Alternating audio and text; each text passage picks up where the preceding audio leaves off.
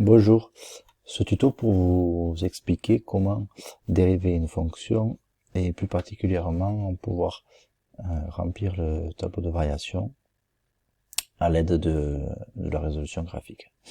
Donc on va étudier une fonction du second degré toute simple, donc f de x égale 3x au carré plus 5x moins 12, et elle est définie sur moins 12, 12, donc ça veut dire qu'on va s'y intéresser uniquement entre moins 12 et 12. Bon, d'abord on va la dériver, première étape. Donc pour la dériver, donc on a déjà vu que donc la constante, le coefficient multiplicateur de x au carré, on le garde. Donc ça va faire 3 fois x au carré en le changeant 2x, plus 5x, c'est un nombre fois x, on garde que le 5, et moins 12, c'est une constante, donc une constante quand on dérive, elle se transforme en 0. Donc la dérivée, elle est 3 fois 2x plus 5. Bon, on va l'écrire un peu mieux.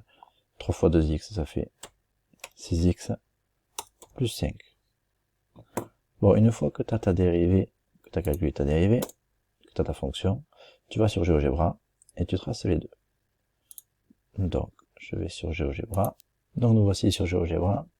Donc, sur GeoGebra, je rentre donc les deux fonctions. Donc, la fonction f, 3x au carré plus 5x moins 12. Je vérifie. 3x au carré plus 5x moins 12, ok. Et la dérivée, donc 6x plus 5. Ok. Donc on observe que la courbe elle est décroissante jusqu'à une certaine valeur, ce qui correspond à un signe de notre fonction dérivée négative. Et pour cette valeur de x, ici, on a un changement de signe de la dérivée qui correspond à un changement de variation de ma fonction. Donc il faut que je fasse l'intersection entre ma dérivée et mon axe, donc ce qui me donne une valeur de x de moins 0,83, donc c'est à moins 0,83, à x égale moins 0,83, que notre courbe a une inversion de variation, et c'est à ce moment-là qu'on a notre fonction dérivée qui change de signe. Donc ça nous permet de remplir le tableau de variation. Donc on a dit que notre dérivée, elle s'annule pour moins 0,83. Ok, on a défini ici entre moins 12 et 12. La dérivée, on a dit qu'avant, elle est négative, après, elle est positive. Ce qui nous fait pouvoir remplir donc les variations de la fonction.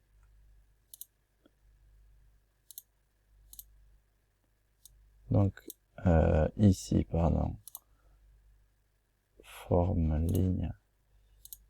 Ici, elle est négative, donc décroissante. Puis elle devient positive, donc croissante.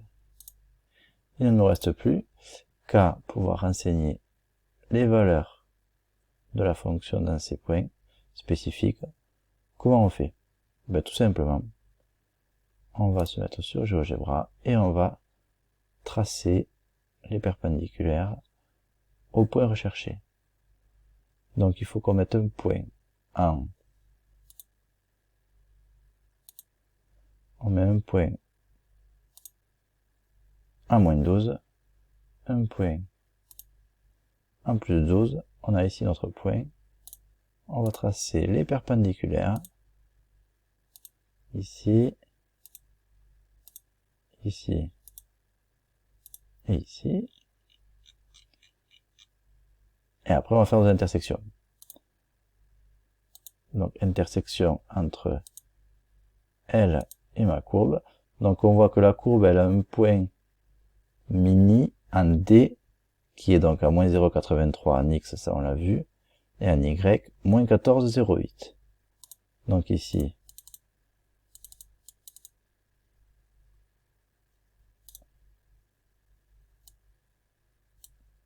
on est à moins 14,08.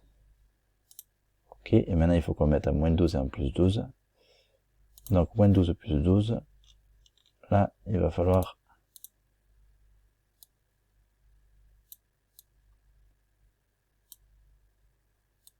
réduire à l'axe. Hop, moins 12 plus 12. Donc nos intersections.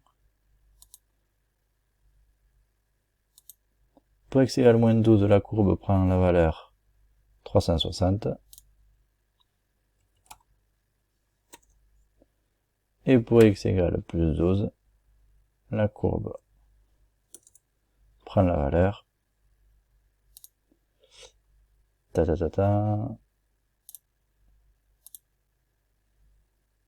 480.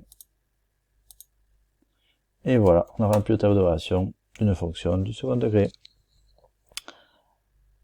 À bientôt.